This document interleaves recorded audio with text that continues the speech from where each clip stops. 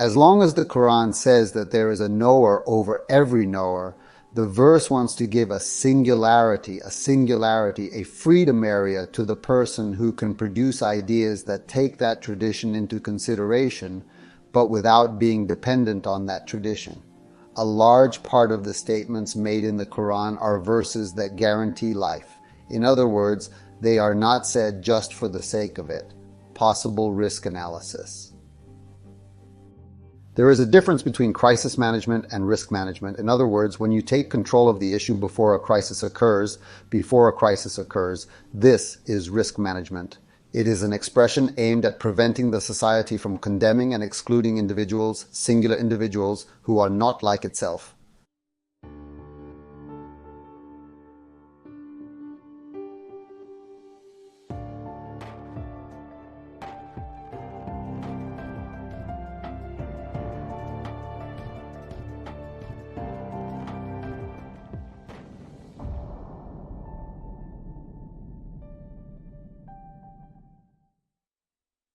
Hello everyone from Istanbul School. Dear viewers, our guest in our program where we will talk about religion and religious people in the modern era is Prof. Dr. Şaban Ali Düzgün.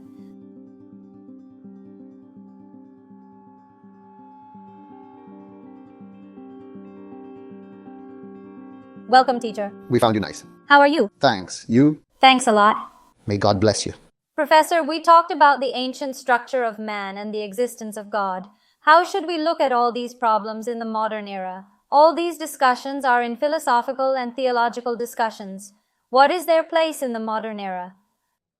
Yes, it is a very fundamental question, because the modern period is a period in which these discussions are considered the most prominent discussions, that is, the peak discussions of philosophy.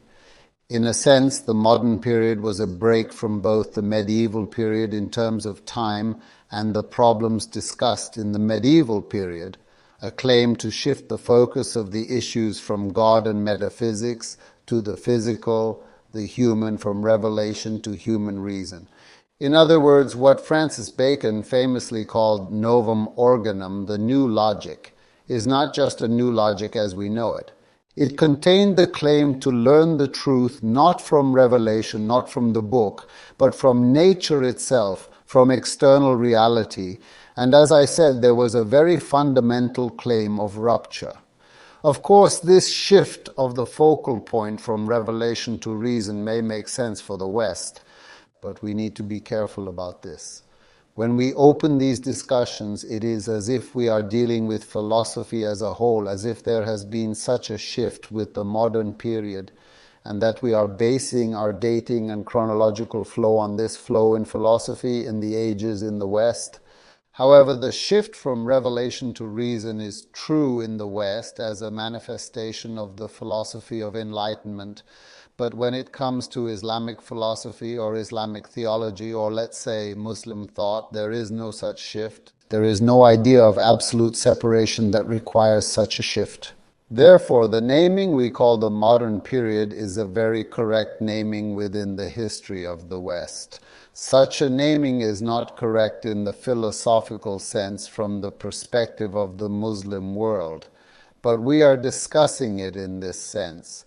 The shifting of this focal point of the modern period has effects on us.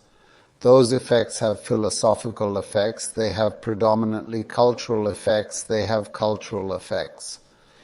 In the West, unlike the philosophical discussions in the Middle Ages, philosophical discussions were in a sense aimed at understanding, comprehending, and interpreting the world. This includes the universe, the idea of God. The modern period added something else to the effort to understand and comprehend, changing and transforming. In other words, completely changing and transforming the universe, its contents, and our way of perceiving it. This happened with culture. In other words, we cannot talk about art in the Middle Ages. But in the modern period, art, culture, and the concepts that that culture puts into motion, let's say equality, freedom, justice. Look, these are also metaphysical concepts, but as metaphysical concepts, you only define what justice is. You define what freedom is, But in the modern period, when they evolve into culture, when they turn into cultural terms, this creates the English Revolution, the French Revolution, the American Revolution. In other words, the modern period is also a period of change, transformation, and dynamism. In this sense, its effect is not just an effect of perception. It has an effect that spreads to societies outside of itself, penetrates and transcends borders. I mean this in the following sense. When we examine Ottoman thought, for example, when we examine the ulama, you see this. The ulama have always thought about this in their relations with the West. Even in the modern period, he said that our religion is the last religion anyway, the perfect religion. The most perfect form of everything is in it. Therefore, it is not possible for us to be defeated or fall behind in our discussions with the West. Now, what they say is religiously correct. If you compete with Christianity and Islam, this is correct. But it is not religions that are competing anymore in the modern period. Cultures were late to understand this. The Ottoman scholars could not understand this. In other words, they could not realize that the equality, justice, freedom, brotherhood, all these demands of the French Revolution were not religious demands, but cultural demands, and that those people, regardless of their religion, adopted and received them. Because if you mentioned the term of another religion, let's say testicles, if you mentioned the testicle belief of Christianity, the belief in the Trinity, a Muslim would say, I am far away, brother, it does not concern me. They would not let it into their world. There was a blockade. Culture is not like that. In other words, a cultural product, a cultural production enters your world regardless of religion. The West's influence on societies outside of itself was not a religious influence, but a cultural influence. It still is today. It is a cultural influence.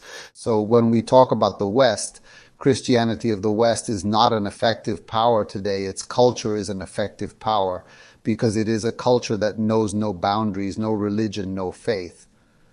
Starting from this point, for example, in the modern period, when we say the modern period we are living in today, we mean the 400-year period of modern philosophy.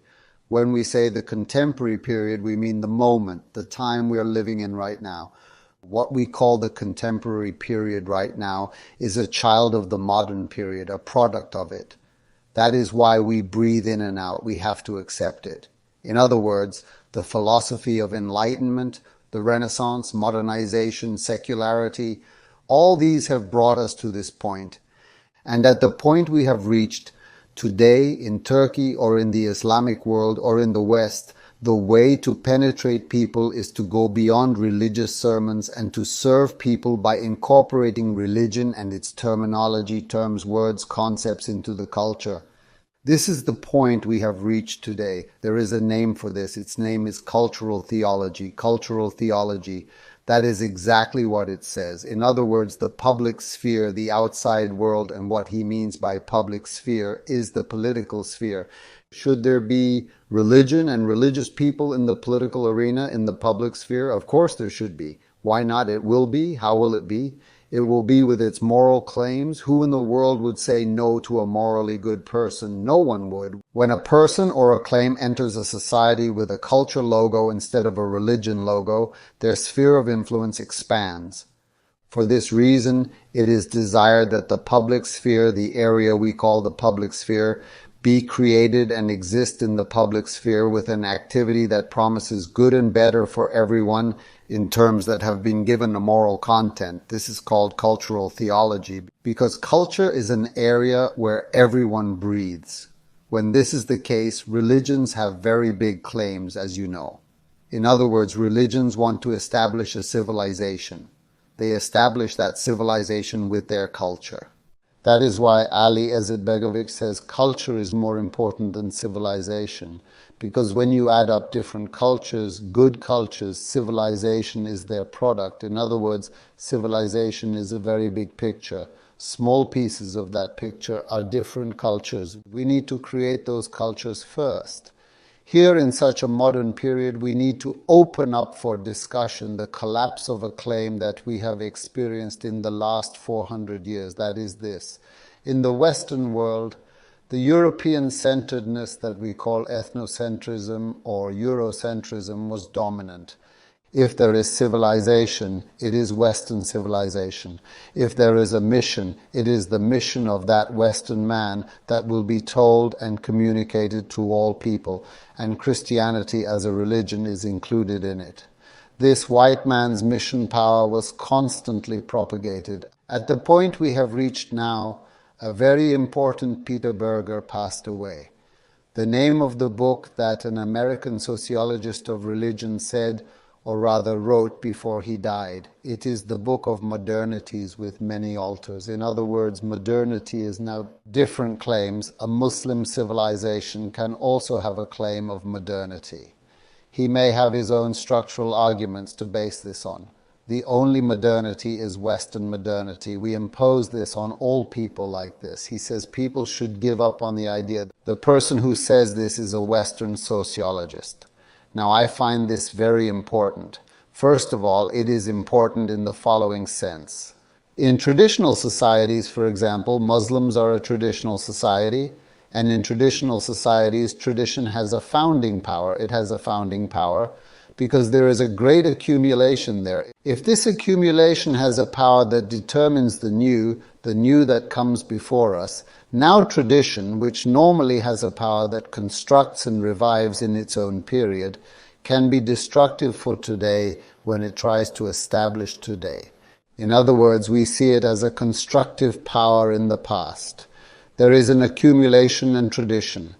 It has served very well in its own period, but if it says, I determine your present and I structure it, if it eliminates the claim of being new and determines the old and the new, that constructive power can turn into a destructive power here.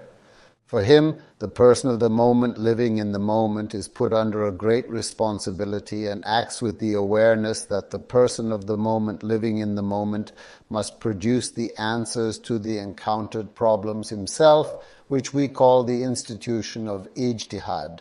And for this, he is in a constant dialogue with the metaphysical, the divine, the Quran, the revelation, finding a solution to his own problem, not an enemy of the new, but an open person who negotiates with the new, who negotiates to include it in his own life, whether this new comes from the East or the West.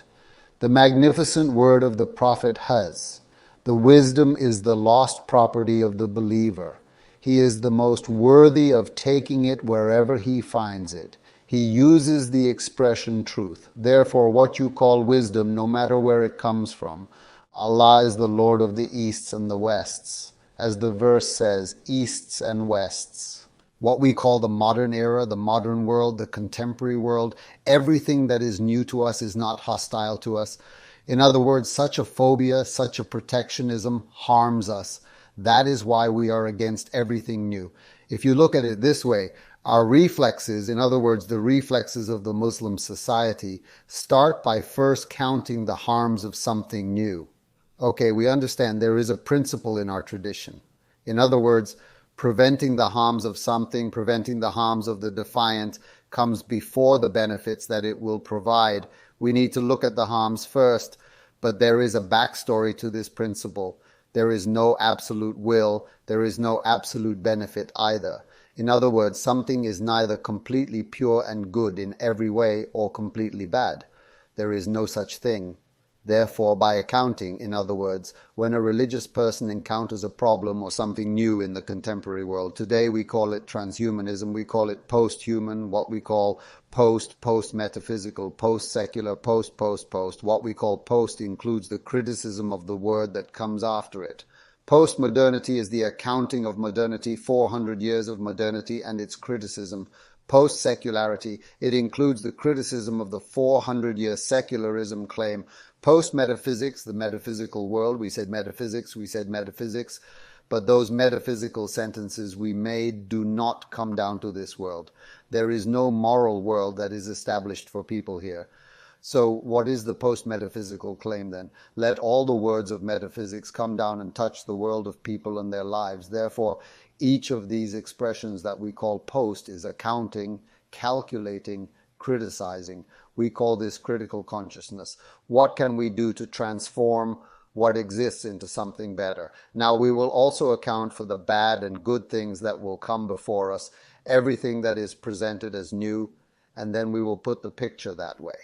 Otherwise, in layman's terms, the bazaar is against everything. In other words, religion and religious affairs are against everything. You say something, I am against it, I am against it. This is actually a demand to watch outside of history. We are being pushed outside of history without realizing it. In other words, this means this. Look at the definition of secularism. What is secularism? Secularism. The painful definition of secularism is this. It is a world where the sentences of religion and religious people are no longer taken into consideration. In other words, secularism is like that. The mind has become secularized. We have moved past them. A world where the words of religion and religious people are no longer taken into consideration means it has become completely secularized. What are you saying that is not taken into consideration? When something is said that is beneficial and good for people, is it taken into consideration? It is taken. Then we need to make people realize that we have been put under a heavy burden of reorganizing all our discourse, our rhetoric. Yes, if religion and religiosity completely exclude the new at this point and remain only repeating the old, it can of course lead to a point where it is completely rejected and not taken as a source, as is the case with secularism. However, when we consider taking advantage of the necessary and good parts of the new rather than repeating the old, what kind of comparison should be made with a revision, an update, or in other words, with historicism? Where should we put this, sir? Now that's good.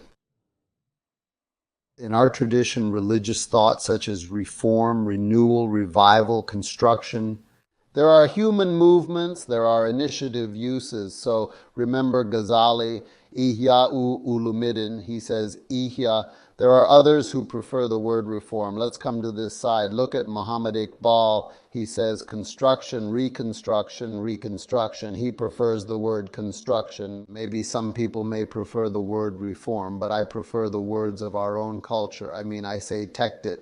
For example, I say Isla and so on. This means that nobody, these people are reforming, isolating religion. Religion is what is there. What is there is religion.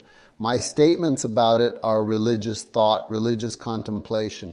What we are talking about is contemplation thought. In other words, what needs reformation is the thought itself. The owner of religion can only do something related to religion. A man who reads the Quran passed away. Hussein Atehoka had a beautiful sentence. We would say, what did the Quran say and what did it mean? Our part is what did it mean? In other words, trying to understand, trying to interpret. Those interpretations are also a part of Maturidi's famous tradition of interpretation. No one can put their own interpretation before people as the final interpretation, the absolute interpretation. This means that other people's interpretations are more, there may be a more truthful, closer interpretation than your interpretations. The verse is a verse that opens up a lot for us in that regard. There is another knower above every knower. Perfect. In fact, it means there must be another knower above every knower. Because the verses of the Quran are not only factual, they are also loaded with value. In other words, it should mean that it also loads value. Then this means that there is a tradition, an accumulation that has come to you, that has come to us. We have great respect for those who provide that accumulation, that tradition. May Allah be pleased with them, without a doubt, because rootlessness is deep orphanhood. But neither would those who created that idea want that tradition to be kept there as an absolute thought that will determine the following periods, nor would it be suitable for the nature and flow of this life. The people who did it for their own period, the people who will do it for this period are here. Those there are there, those here are here. The basic parameters for this are also clear. Those parameters are in the guidance of the Holy Quran and in the application of the authentic Sunnah of the Prophet.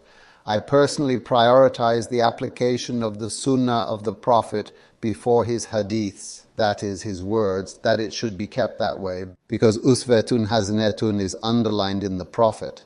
Uswetun Hasanetun exists for you in both the Prophet Ibrahim and the Prophet. Uswetun Hasanetun is not a reference to a word, but to the practice of life, to life. Why is it underlined? Because when you see an action, there is no possibility of making a mistake while conveying the behavior of our Prophet. That is why there are fabricated hadiths. In other words, there are fabricated hadiths, but there are no fabricated sunnahs. In other words, they cannot attribute lies to the Prophet by saying that he physically or actually did something like that, because such a thing is impossible. Therefore, the basic life principles, parameters that the Quran sets for you as parameters, and the prophetic sunnah that the Prophet applied during his 23 years of prophethood, for the people who come after him, whether they come 300 years after him or 3,000 years after him. As long as those parameters exist, these are the basic references. Hussein Attai-Hoka, for example, takes the scholars of the first 3 centuries as free independent scholars who make ijtihad. He criticizes those who come after him for referring to these 300 years while producing their thoughts, that is, for starting to imitate. Investigation and imitation. Either you suffer yourself to reveal the truth of something, or you do not aspire to that suffering. You go to the works of people who suffered that suffering and imitate. Life is either comprised of those who investigate, thus, people who create the honor of revealing the truth on their own, or those who imitate. What you call knowledge here, what did we say to the verse? We came from there. Above every knower there is and must be another knower. This is singular as singular. This is singular as the French philosophy and what they call singularity. Each person, just as the unity of Allah is, each person as a manifestation of that unity, is valuable as an individual, independent of a community, independent of a society. He is valuable with what he says, with what he does.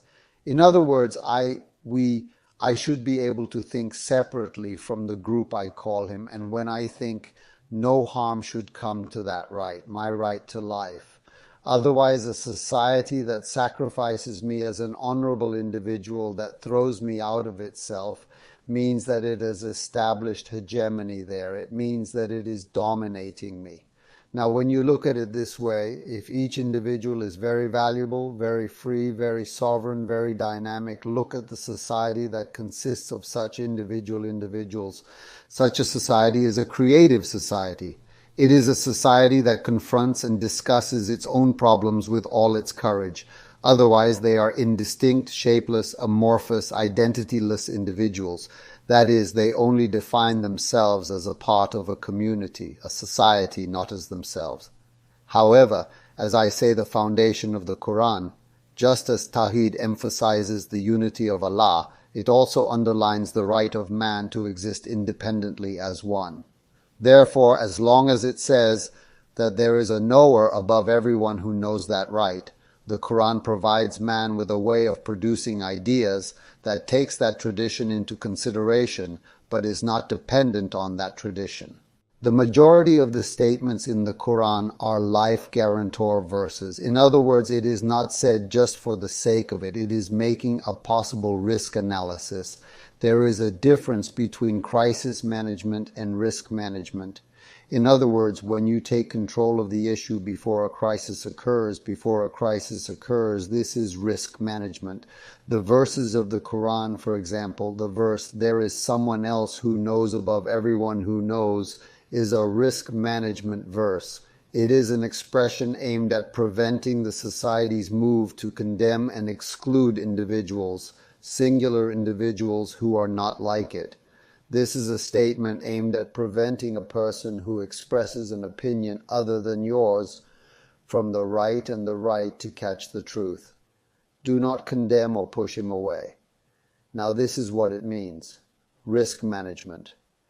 In the age we live in, everyone is othering someone else. Everyone, including the leftist, the rightist, the Christian, the Jew, the Westerner, the Easterner. Please take a look.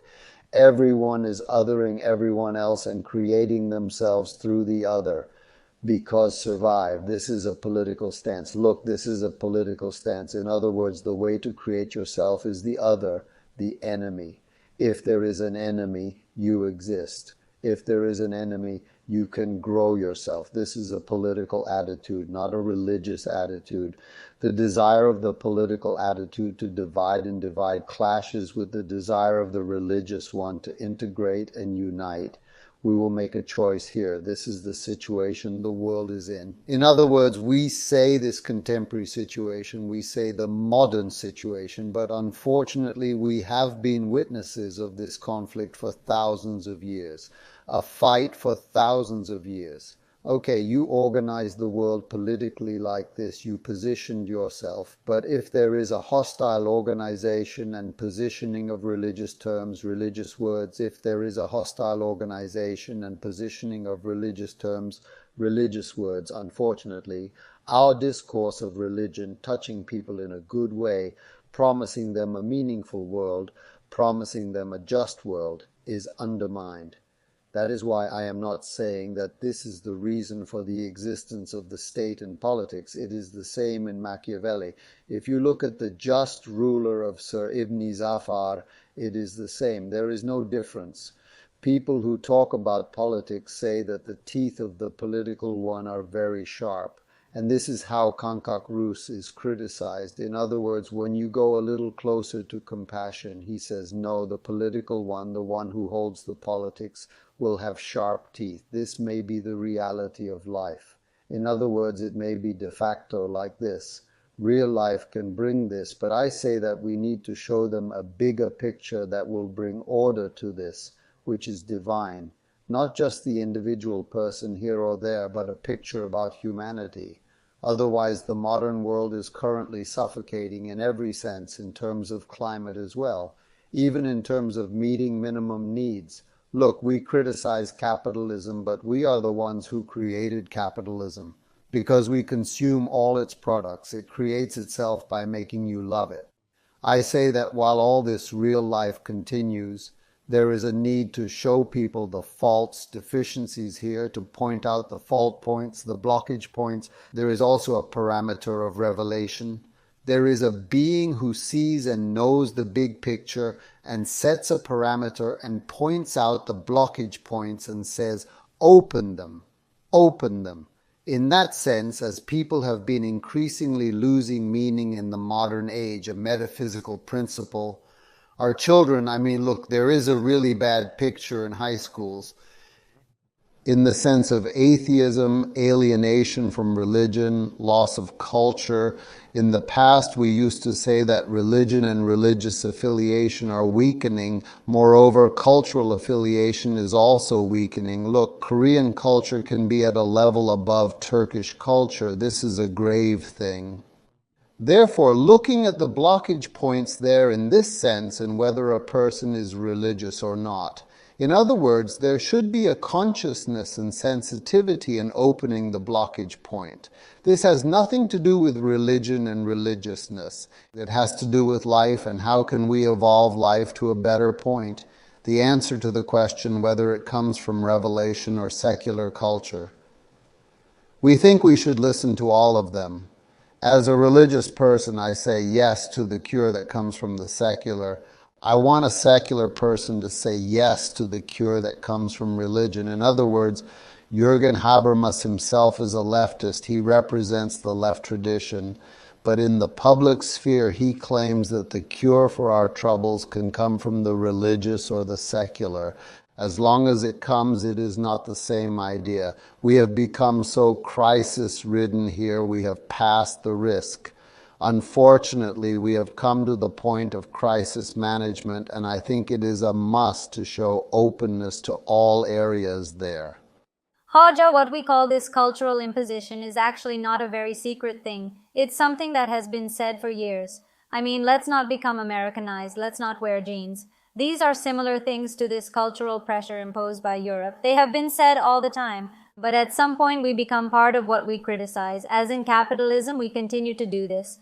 What should we do here as a solution? Okay, let's take what is good and useful and reject the others. How should we follow this as a method? How can you offer a suggestion for this? It's very simple. What you call culture is definitely traveling in a dress. So what you call culture is, for example, the brand on a bottle of drink you drink. I don't need the name that carries that culture to you, or a dress you wear, a cell phone you use, a car you drive, a computer, a watch, etc. So culture walks with the product. Therefore, it is possible to fight against a culture or preserve one's own culture through alternatives, not just through rhetoric. This is in the nature of the business. The stronger melts the weaker within itself, dissolves in itself. Look, let's say the Mongols came to Anatolia. After a few years, they converted to Muslims and left because the one who was strong in terms of culture, in terms of religion, and he melted the one who came into himself.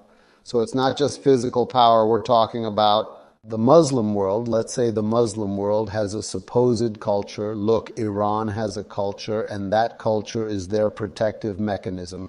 That's why when he wrote the Shahnameh, the Book of Shahs, he is the hero who protects the culture of all of Iran right now.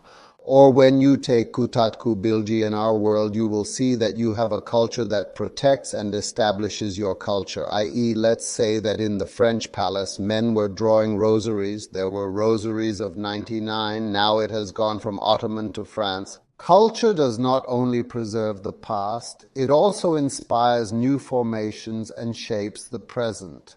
Culture that integrates with technology reaches a much faster and wider audience. So today, if you want to spread your culture around the world, you must not only preserve it, but present it to the world in a modern dress. So in today's world, we are capitalizing it. But what you call capital is what you call material. So materialism is based on a material culture. So the sad but true fact is that if you want your culture to circulate in the world, you need to give it a dress. We need to build a Turkish car and hit the road with it. You may say, but just as God shows his existence by creating the discourse of people, that is, people who want to be effective and transcend boundaries, must definitely circulate through a concrete product. This is the way for this culture to transcend boundaries. As we mentioned before, it is something related to the existence of a person, and what he does in order to create his own existence, his own self, seems to find a religious equivalent. There, he basically needs to create a self in connection with his own belief so that he can present this to the outside and protect himself against other dangers and risks that may come from outside. Yes, ultimately people exhibit good behavior. We do not calculate the consequences of this. We act with very good intentions. We take actions. This touches people, benefits people. Allah sees this. He writes the reward, but we do not do it to receive reward. We do it. This is what being human requires. We do it because we are human. Just like this. We hold a blind person in an environment where no one is around and carry him across the road. Neither he sees us nor anyone else, so we do not do it to be seen. It is in our nature to do. Therefore, when we continue our lives like this, Allah gives something to him, writes it. It is his blessing. It touches other people, but we have to do it. We exist by doing. The language of the Quran is also informative. It is not a language that only provides information. It is a performative language. Everything it says is an action, a deed, what he calls a good deed, that is, an action that touches the good of others. He is not talking about the action. In other words, it will definitely have a response in the outside world and will touch a person. Can you see how effective such a life is, how much it grows in circles, that culture you call it? This is a culture. In other words, doing a job that you do not benefit from at all is actually culture. And when he touches this, he will say, where does this come from? This man is in Islam, AA. He will say, Gustav Jung, he has a work called The Green Man, Freud's student Carl Gustav Jung. He says, I went to a village in Africa. The men are very much below me, on top of me, serving and serving. I said, you don't even know me. Why is that? There is no such thing in our world. They told me that in our culture, when you see a foreigner, he might be his ear. They tell us to be nice and all that. I said, what kind of thing is this? Look, now, treating a foreigner well and pleasing him has become a culture through the his ear cult. It is beyond the discussion of whether his ear exists or not. It is not a discussion of whether his ear exists or not. A cult that touches the life of a person in a positive way has become your culture. That was it. That's what I wanted to say. Now, when you touch the life of a person, you repair the life. You rehabilitate the fragility. That's your duty. Creating a greater result from it is the work of Allah. So we do a good deed and throw it into the sea. Exactly. So we will do our part. The plan for this, the big picture is God's work, His work to create greater results. We are busy putting the small pieces together. So to summarize, when Joseph was thrown into the well, when he was taken out and sold, when he was thrown into the well, all these things happen.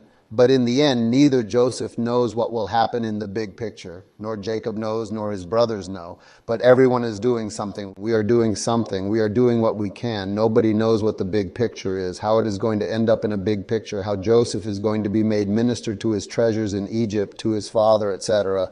Nobody knows that big picture. We are putting the pieces together. How God manifests in that very big picture is God's business. There must be a meaning to being humble and God being a vizier. The parts we see are limited, but those parts serve the bigger picture. Patience and effort are important in completing that picture. It is important to remember that there is good in everything. Okay, teacher, thank you very much. I thank you. Thank you. Dear viewers, this week we had a nice conversation with our teacher Şaban Ali Düzgün about the things the modern world brings and takes away. See you in the next episode. Goodbye.